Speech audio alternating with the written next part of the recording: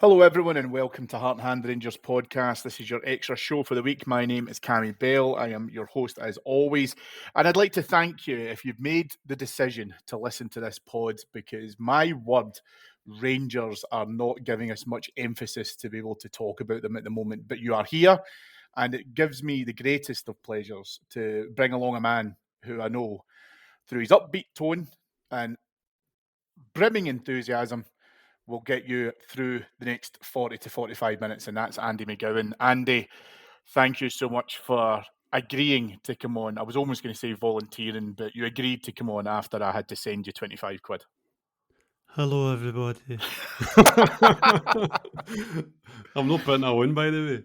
No, I can imagine. You might have the cold or the flu or something and try and go a wee bit high-pitched or something. That might be a bit better. How are you keeping it your neck of the woods, my friend? Apart from the Russell Martin-shaped cloud that's following me around like that wee guy off of Charlie Brown, I'm absolutely fine. Yeah.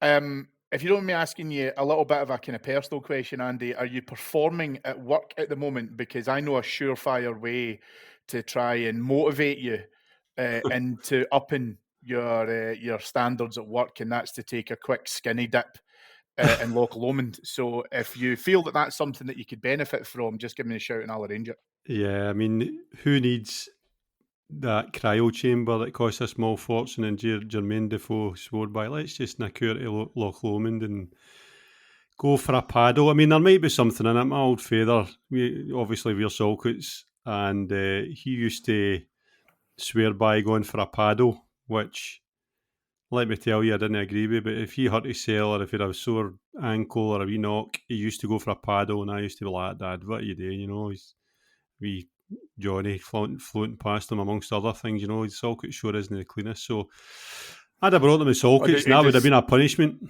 Does wee Johnny still stay down in Saltcoats, does he? To be fair, I can relate, because myself, my wife, two younger sisters all did the Edinburgh Kilt Walk on Sunday, and we started kind of just south of Portobello Beach. And we were walking along, beautiful Sunday morning. I say beautiful Sunday morning. It wasn't raining, but it wasn't warm either. And there was folk out swimming at Portobello Beach, and I'm like, I would rather do this 12-mile walk in front of me than go in that water. So I probably can imagine the players' faces when the coaching team came in and said, right, we're not doing training today, everybody in the bus. And it probably bring your water wings. Aye, exactly. Aye. It's probably one of those things where, like, you know, if you ever take like your kids away on a really dire family holiday and you're driving towards some godforsaken arse end of nowhere, and you're just getting closer and closer, and you pull into the Loch Lomond car park and folk are handing out the water wings and the swim trunks and all that kind of stuff. You're just like, what is going on here? What happened to go-karting and getting pushed? I mean, exactly. Sports science has ruined the world. Yeah. And it's been an interesting reaction to all, Andy. I know we've been having a bit of a laugh and a joke with it. Most people, I think it's fair to say, ex-professionals have decried it. I did see professional jokester Ian Holloway saying, "Oh, it's a great idea," and I love the fact that he did that. He seemed to be the only person that that's a bad sign. Yeah, I was thinking that as I read it. I was like, Jesus, Ian Holloway.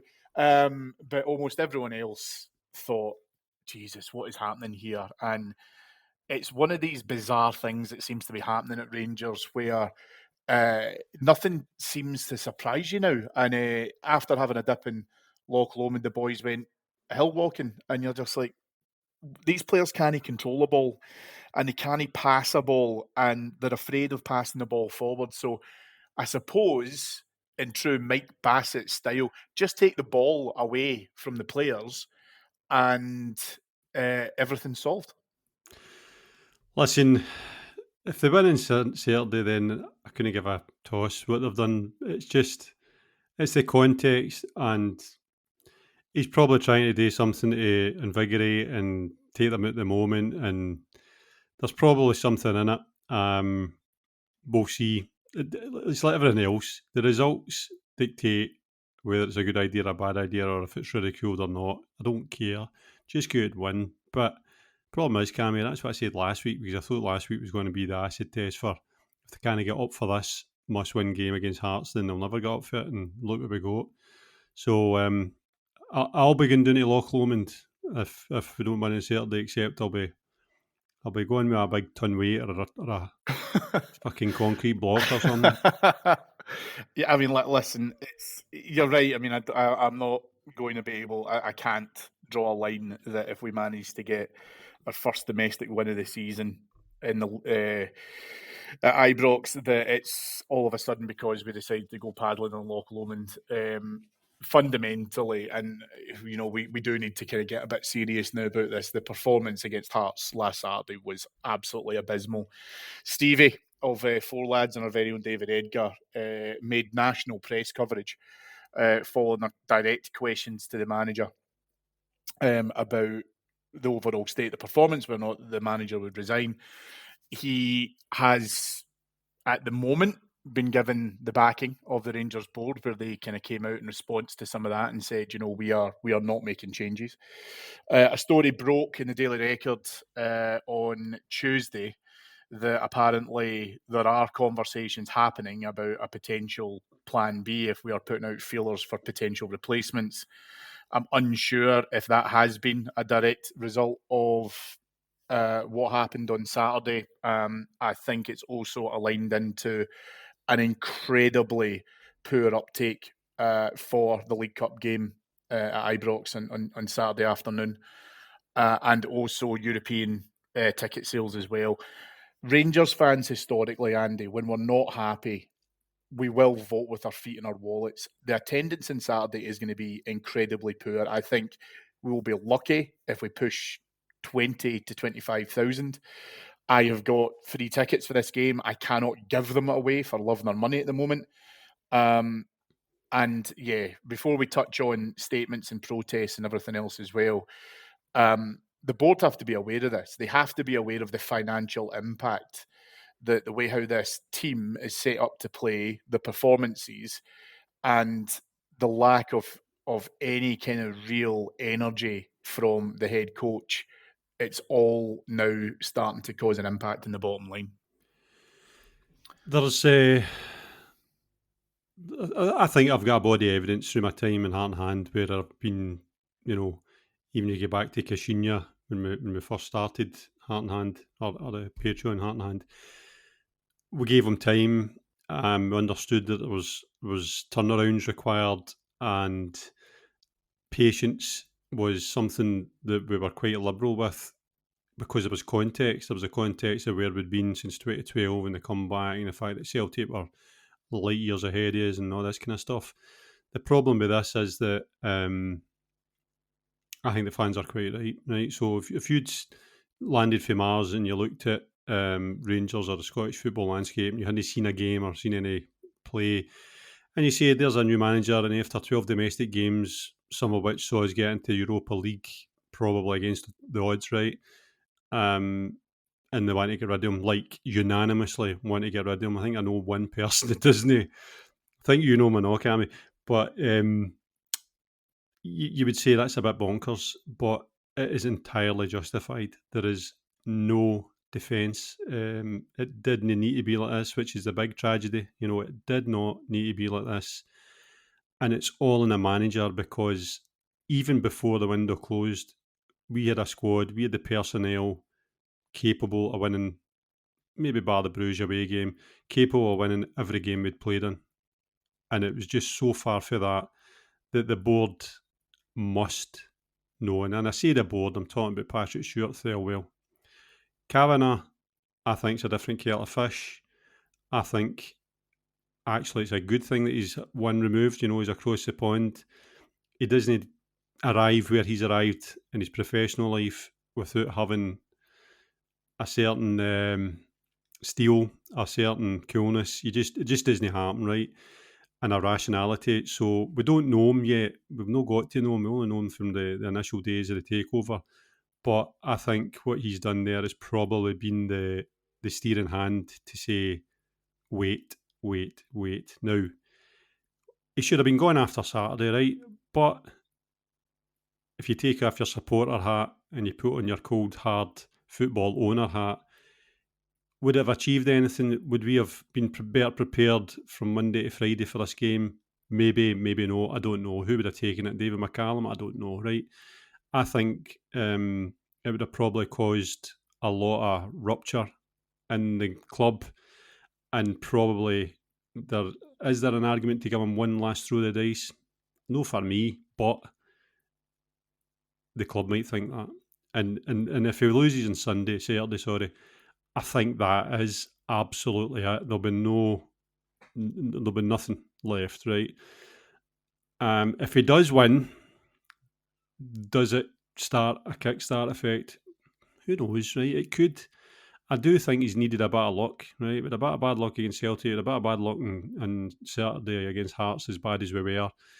He does need a wee bit of luck to get things going, but he needs to radically address the way he's got this team playing. David Edgar summed it up for me. He said something about, it sucks the joy out of you.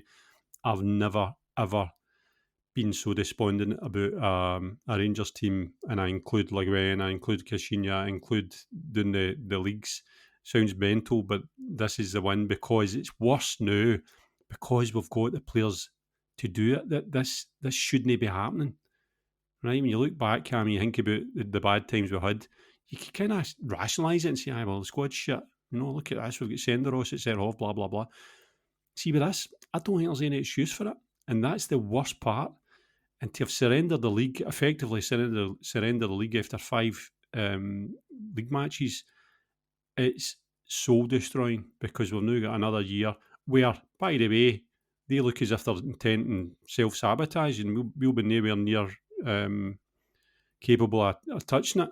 It's just sapping the strength of every Rangers fan. I'm pretty sure of that. Yeah, I think there's parts of it I agree with, and some I Would you can't not agree with? Would you not agree with? Well, firstly, I don't agree that it was bad luck against Hearts. I think we could still be playing that game right now, and we still wouldn't have scored. I agree, but you do concede that if that could have turned the game if the first goal hadn't been given, and then if we'd been given our goal and so forth, it does change the momentum. But we didn't deserve it. No, I'm not denying that.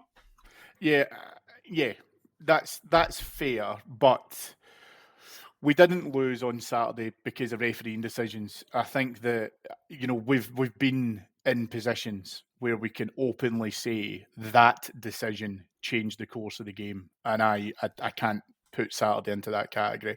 I think what I do agree with is this definitely has a different feel to those kind of darker periods that you mentioned, whether it's coming back up the leagues or Coutinho or whatever, because by and large, anyone that I knew, because I don't know any now, I legitimately don't, anyone that I knew who was pro Russell Martin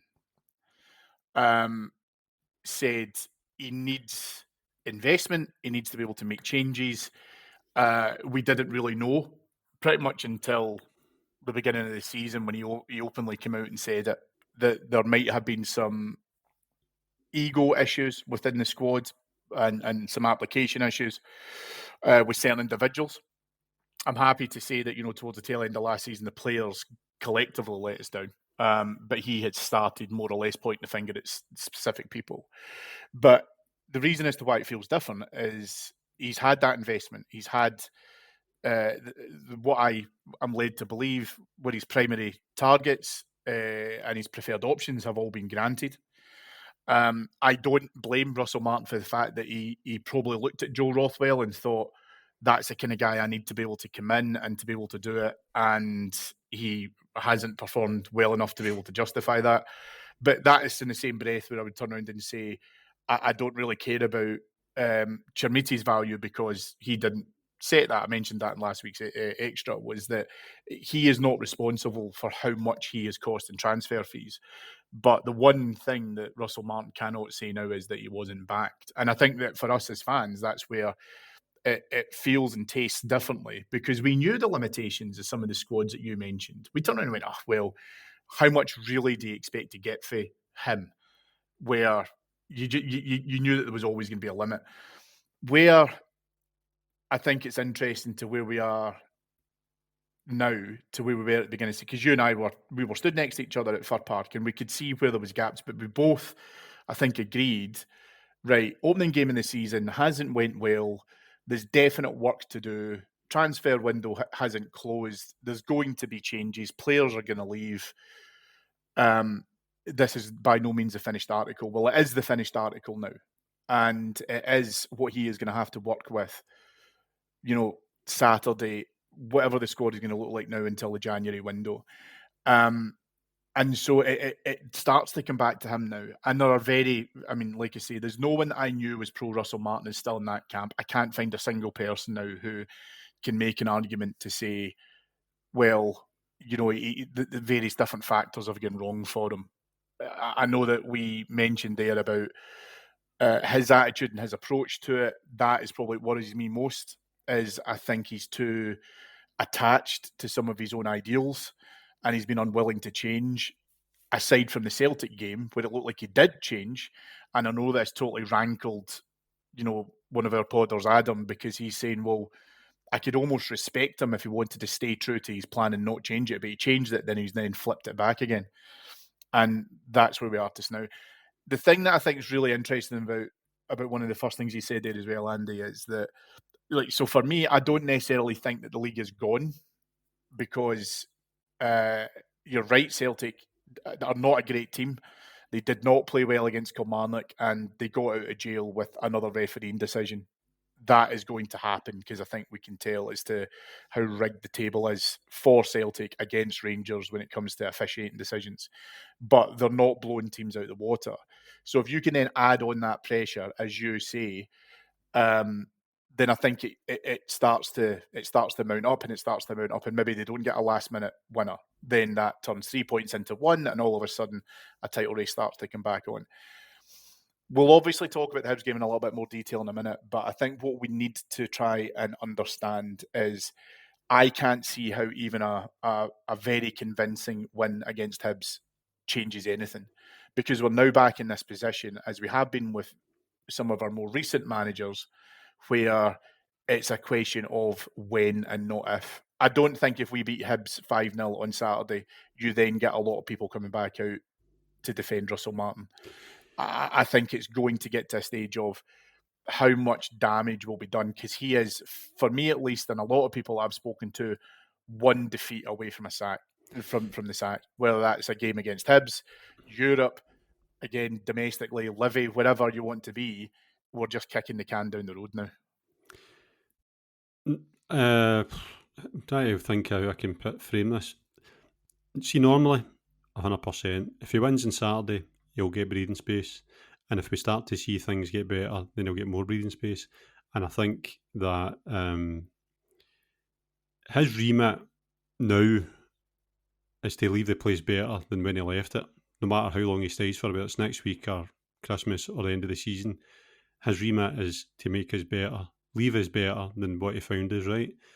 And I've deliberately missed out, win the league, win a cup, whatever, because that'll happen if he does what I'm saying, right? So I think that if this was any other football club, they'd be persevering. They would be persevering. The problem is it's Rangers, and it's just the environment, and it's right. This is what makes us Rangers. This is why we managed to get back to, some semblance of a pinnacle in Scottish football and back in Europe, because we do have these standards. And talking to non-Rangers fans, non-firm fans, they don't really get it. They think it's a sense of entitlement. They think it's unrealistic. No, this is what makes Rangers the club it is. It's what makes all the great clubs the clubs are, the ones that demand success, and there's nothing else to be, considered. The problem I've got with Martin is that his narrative pissed me right off, because I kind of alluded to it before, and now on Saturday in the press conference it came out and he confirmed it, where he said something along the lines of, it wasn't quite blaming the fans, but it was a passive-aggressive kick at the fans. A lot of them didn't want me in the first place. And that is a fundamental misunderstanding of the Rangers fans, because we are not acting like spoilt brats just now. We are acting like rational fans, dealing with all the facts, the money spent, the competition we're playing in, the teams we've been playing, the performances on the park, never mind the actual statistics of what's happened. We're dealing with the facts and arriving at a conclusion here, Russell Martin. It's no because we didn't want you in the first place and we're desperate to prove ourselves right. If he'd won games, see, even if we're sitting here with 3 points dropped or something like that, there'd been no danger here. We would have swallowed even the Bruges game, the Bruges tie, I think, right? It wouldn't have been exactly a glowing reference on his CV going forward, but I think we would have swallowed that. So that really, really pissed me off because it spoke to victimhood. It spoke to a wee bit of deflection, and that worried me because I'd have far more respect for him if he was coming out and saying, "Look, this it isn't acceptable, and it's on me, and I need to do something about it." And the fans are quite right. So that's a problem, and that's talking about the dynamic between the fan and Russell Martin, and I think it's broken now, right? And you're talking about, right, he wins on Saturday, where do we go for here? Just needs to keep winning, right? If he gets a body of wins behind him, let's talk hypothetically, he gets 7 wins, right? And then we get beat. That's different because then he'll have proved something. There'll be signs of progress. There'll be signs of leaving us better than he inherited us. So at this moment in time, he's still, if it was snakes and ladders, he's still in the first square. We've no moved an inch. We've proven nothing, and this is why the belief has been totally sapped to the support. And I think the players know. I think the players know this isn't working. So I don't know what'll happen. I'm readied for them persevering me. I am readied for them. I just get a feeling that they're going to be a wee bit pig-headed is not the right word. I think they're going to be cold. I think Cavan is going to be cold on this, and he might be willing to stomach or endure a bit of severe pain for what he'll see as a longer-term gain, which is change of culture, weeding out weakness. These players should perversely be stronger for what they're going through. Because if we look at, take Dessers for example, right? How many times have we questioned Dessers and totally, character assassination of his football and talents, and he now left with respect because he was stronger for it. But they end up, he became a respected Rangers player because he stood strong and he produced some decent moments against all odds. A lot of these players are going to have to learn that and learn it the hard way. That's where I'm at, right? I don't want it to stay. I think we need to make a change as soon as possible. And if they're not get the feelers out and making moves for potential new managers just now, then that's a bigger dereliction of duty than actually keeping them in situ. So I'd be flabbergasted if that wasn't happening in the background. I'd be astonished if Russell Martin wasn't rational enough to think that was going on in the background. And I would have liked to see that as soon as possible and try and maximise what we've got left in the rest of the season. And by the way, it can be another manager with the same kind of ideals and a rough idea of playing the same way as him. Whatever has went wrong at Ibrox or a training ground under Martin, it's either communication, it's either belief, or it's that's it. I don't think it's personnel. I think they're capable of playing these kind of systems, and I don't think that the system itself is bad because we know other teams all over the place, including Celtic, play it. We've just executed it so astonishingly piss poor that it makes it look like the wrong system. There's still things that could work in there. So I'm all over the place, Cammy. I've got to say, I've never been so what's the word? Discombobulated in my support of Rangers my life. Yeah, the point you made about, on Saturday's press conference, he says, the fans didn't want me here. He alluded to the same thing at his unveiling. I think he said something along the lines of, no fans of any club have backed me when I first came in, or something to that kind of narrative. But what we said at the time, and we were, and this is exactly your point, was that's fine. You are going to have the opportunity to change people's minds. And he's had that opportunity, and shy of probably a 25 to 30 minute decent performance against Pilsen, by and large, the rest of it's been pretty trash. And you're right. I think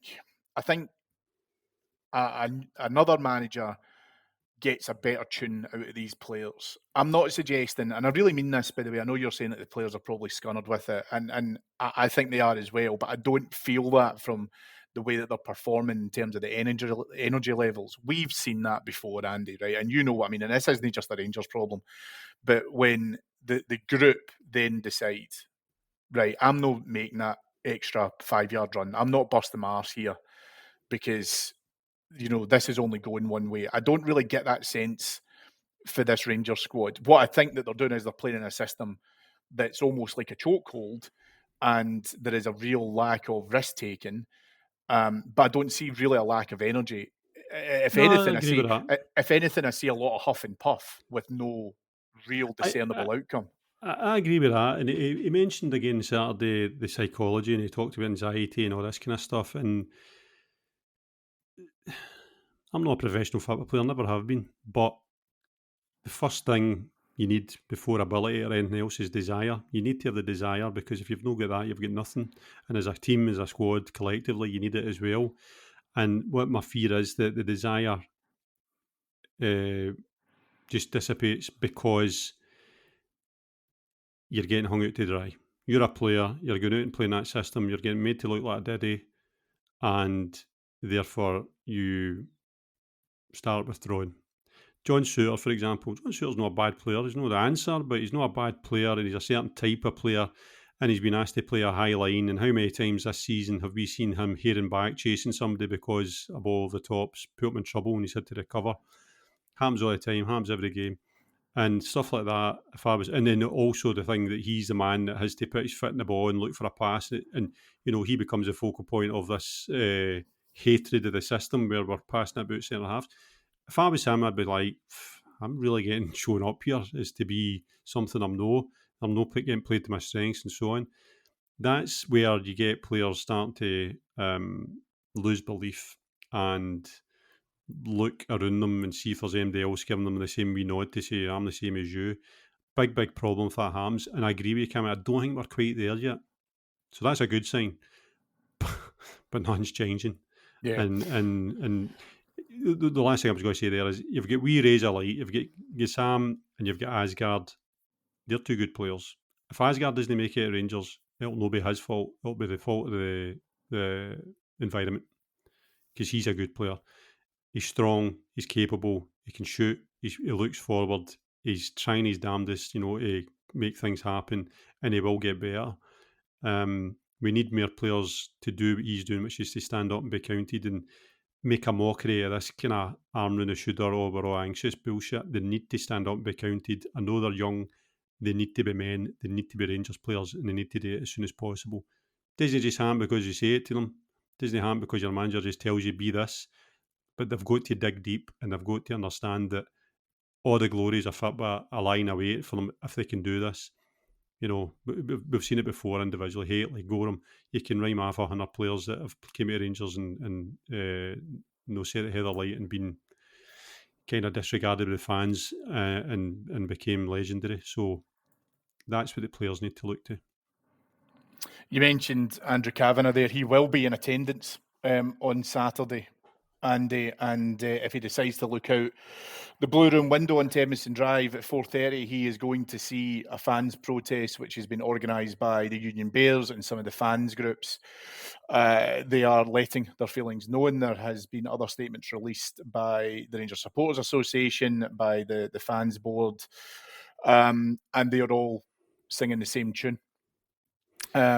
And I'm going to say this, and I spoke about this with Davey on our daily update and Patreon yesterday, where I don't want to see protests at any point, but I absolutely understand why they're happening. And the reason why I say that is because I don't align us to the fans of that side of the city, because it always feels to me that they don't enjoy the success as much as they enjoy being victims, and they always get an opportunity to slate their board whenever things are going wrong. We don't want this, but it's absolutely necessary.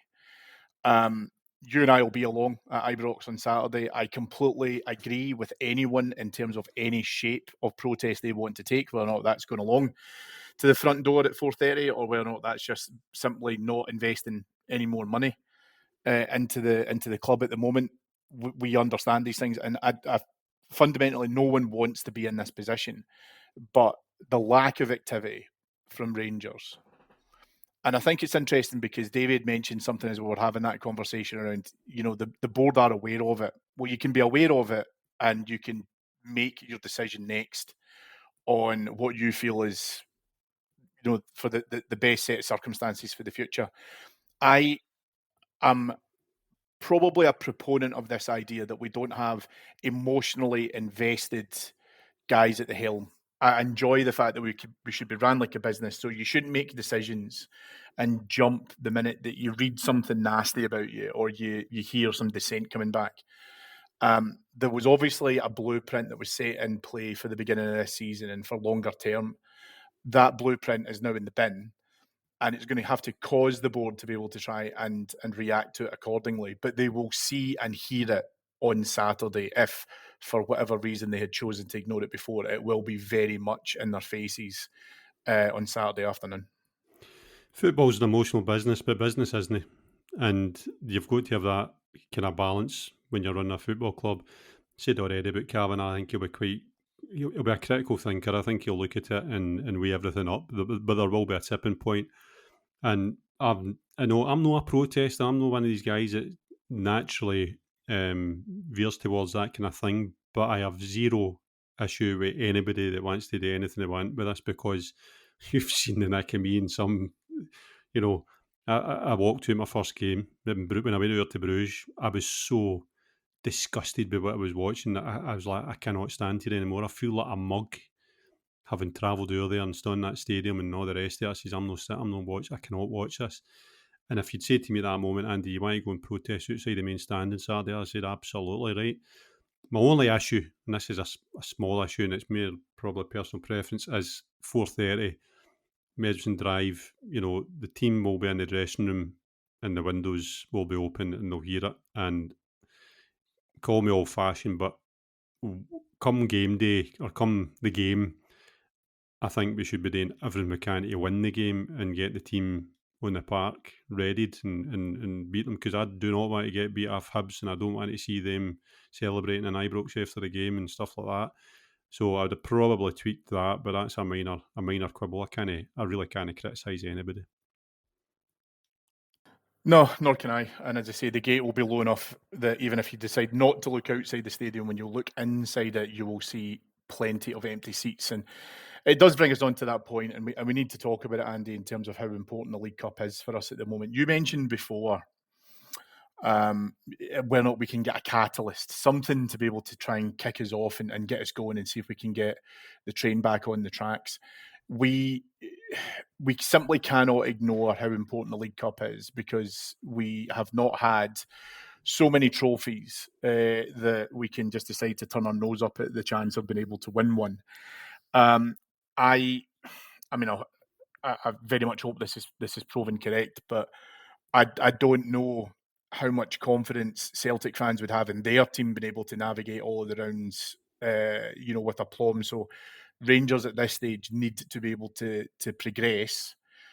The really big thing, I think, for me is we can win or win 1-0, 10-0. I don't care, but just being able to progress through to the next round.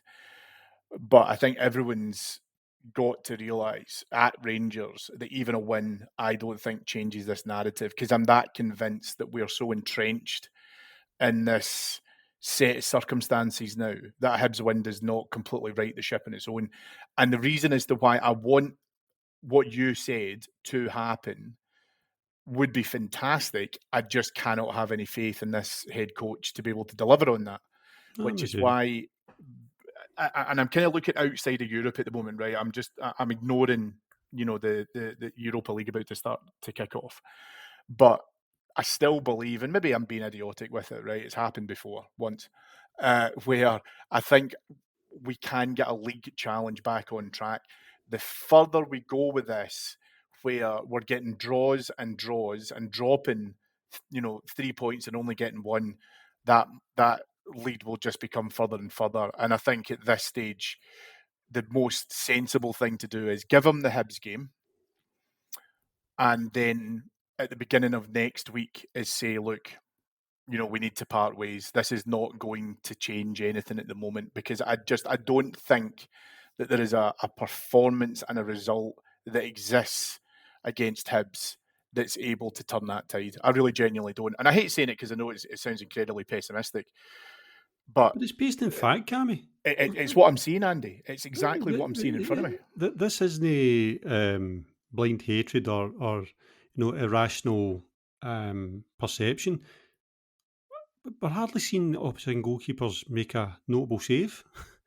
I think against Hearts, there was a one big long looping shot for Asgard and he tipped out of the bar. He was comfortable. Was there much else than that? I've not watched the game back, but this isn't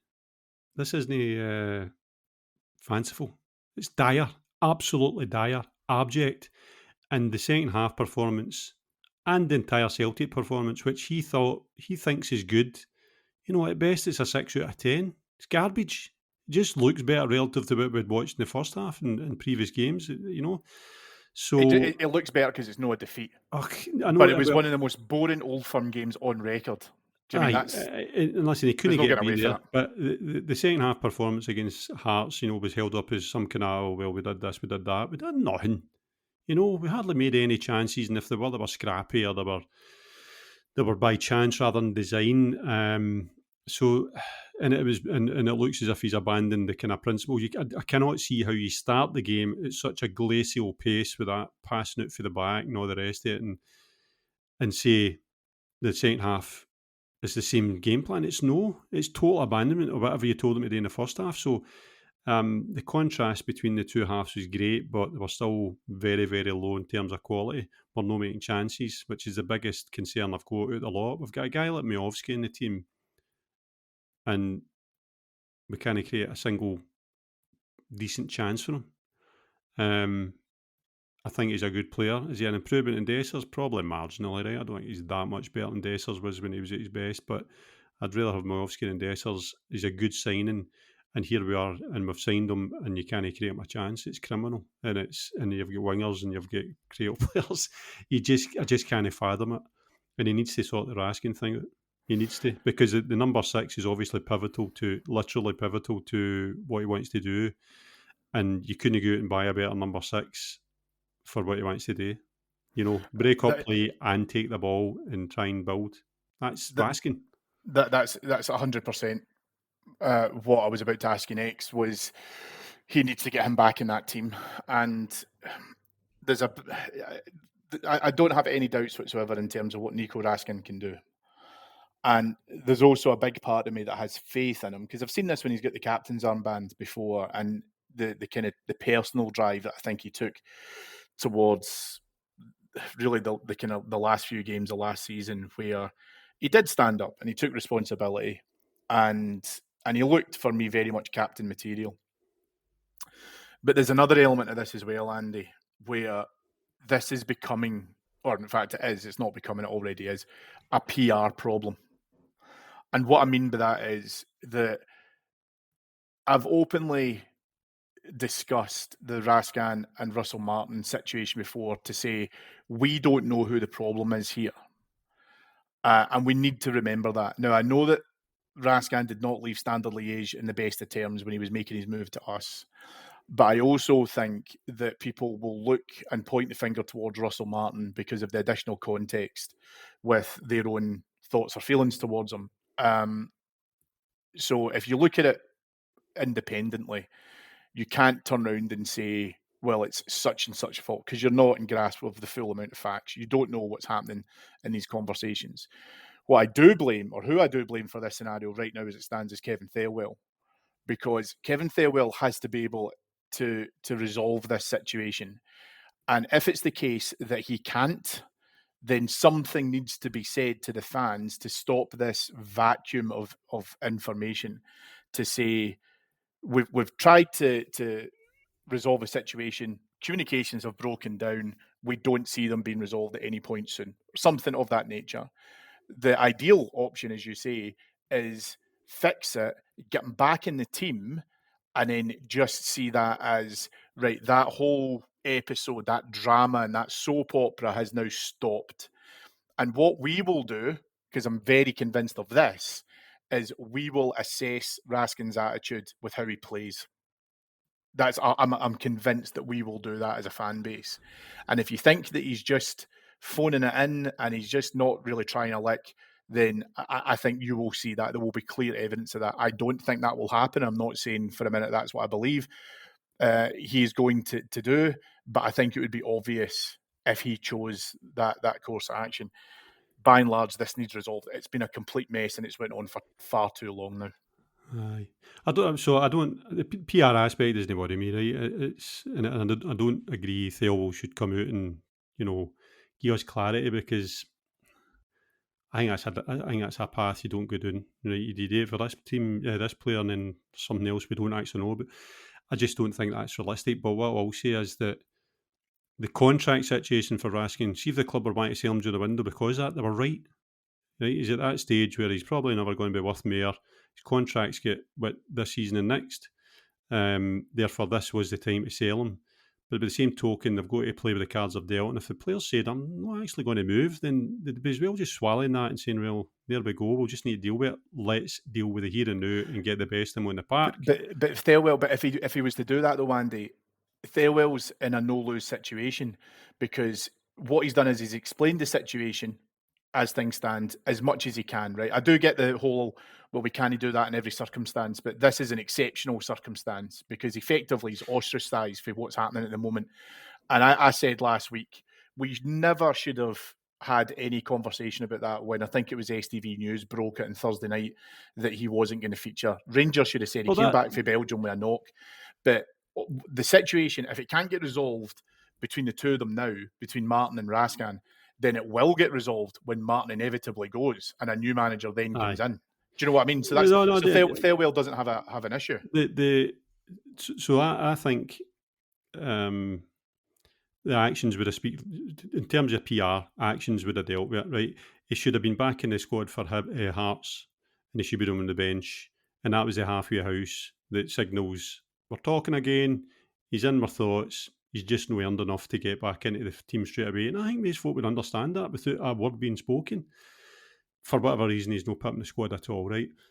I also think that whatever's went on between the two of them, big deal. It's not as if the first time between a player and a manager's clashed, but they've both got a responsibility because they're both highly paid and they're both key people at Rangers. They've got a responsibility to get their shit together. Martin's got to manage the guy, whether he likes him personally or not, or whether he's challenging the authority. He's got to manage that as a man manager and make sure that they're getting the results, right? And because everything comes to the results. If the results start happening, then all these wee foibles and personal gripes and all the rest of it float away because you get good moments together, you get good dressing room moments, you get the enjoyment, and they will start to work together better. But he's no broke the back yet. I think he's handled it wrong.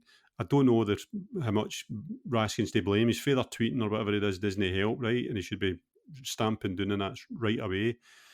And maybe as a wee, who was it? Billy Dodds alluded to him being a wee bit he's difficult. Listen, handle it. Manage the guy. You're on 1.2 million. Can you not handle it? You've got to manage it and you've got to manage personalities, but you've got to get the results in the park by doing that. So if it means you bend the wind a wee bit, because and this is where we get a wee bit into, maybe looking too much into Martin, things he says. He said something about Hamza Agaman. He didn't fancy him.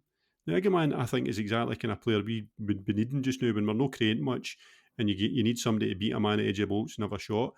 But he didn't like him. He said something like, he's a bit mad, the way he tries things. And I was like, he doesn't like the maverick side of him. And I think it might be the same with Raskin. He just wants no automatons, but I think he wants them to do exactly what he tells them because of the system. Now, that is fair enough. But by the same token, we're needing a wee bit more. At this moment in time, we're needing a wee bit of spark. And if that means somebody breaks out their mould and actually does something to drive the team on, then he needs to let that happen a wee bit. You spoke about the handbrake earlier on. I think there's too much of that. They've had the character, the ability to express completely coached out them, I think. You look at even Tavernier, nowhere near as creative as he used to be. The full-back situation, I think a lot of the problem with Aaron's was that he wasn't allowed to overlap, he wasn't allowed to do what he could do naturally. So there's all these wee things that we look into probably too much now because we're fixated on Martin and everything he says and does and what we perceive, but I think there's something in it. But the Raskin thing is it could be the defining issue. Get him in the team on Saturday, see what happens and make it a turning point. But we can't afford to have a guy like Raskin sitting in the stands or on the bench. And by the way, I'll caveat all this. I'm not Raskin's biggest fan. I think he's had 6 months of good football his whole time at Rangers. The rest of it's been sketchy. He's cost us in big games. He's not been as good as we sometimes think. But the last 6 months, he stood up and he matured and he arrived as a Rangers player. The last 6 months of last season, I mean, under Ferguson. And I don't think that's a coincidence because I think Ferguson managed him correctly as a man, and Dodds and McCann. Yeah, very fair. And add into that, I think everybody knows obviously his desire to continue playing at an international level and the World Cup around the corner as well. He'll want to be involved. He needs to. Otherwise, he will be out of that team and playing probably in his prime at a World Cup. It's never going to happen again if it doesn't happen next year. So, yeah, you're right. We need to get the whole situation resolved. Andy, I just want to say thanks so much for coming on. I know we had a good wee bit of a laugh and a joke on there as well, and what are a little bit of kind of dire times. Did we? Now. When did we have a laugh? Oh, we had a laugh at the start, I'm sure. I'll edit out the recording, don't worry about it. No, but seriously though, I know that we tend to use you when we get into the break glass. Everything is shite, the world's on fire situation. But you've been able to come on. You've cheered me up at least, and I think I'll take a step out and say on behalf of the listeners, you've cheered them up as well. So thank you for that. Sure did. I'm actually the one breaking the glass now. That's the difference. Yeah, and you absolutely are. You absolutely are, to be fair. Right, I will see you at the protest at half. But listen, if you're heading along to Ibrox, everyone, I hope for what you can enjoy it. If you're watching from the house and stuff as well, let's just hope that, like you say, outside of all the other things that are going on just now, we just are able to get past Hibs and get into the next round of the League Cup. Thank you to our executive producers, Mike Lee and Paul Myers. Thank you to you all for listening. If you'd like to hear more from us, please head on over to patreon.com/heart and hand. And Andy, I'll take this opportunity to thank you once again. You've been very good company, my friend. And as I say, it'll be interesting to see what happens in the next few days. That was a lot of thank yous, Cammy. I thought I was watching the Emmys there. Thank you. Thank your agent. I just like to be courteous to my guests. I'm not like Edgar, who's just like, cheers, bye, Bob. That's it. That's the end of the pod, you know. I laugh and I joke about it. You know, you've got to laugh through these tough times, Andy. What else can you do? I'm sick of crying. I'm going back to crying after we've finished recording. Right, listen, thanks so much to everyone for listening. We'll speak to you again on Monday. Bye-bye.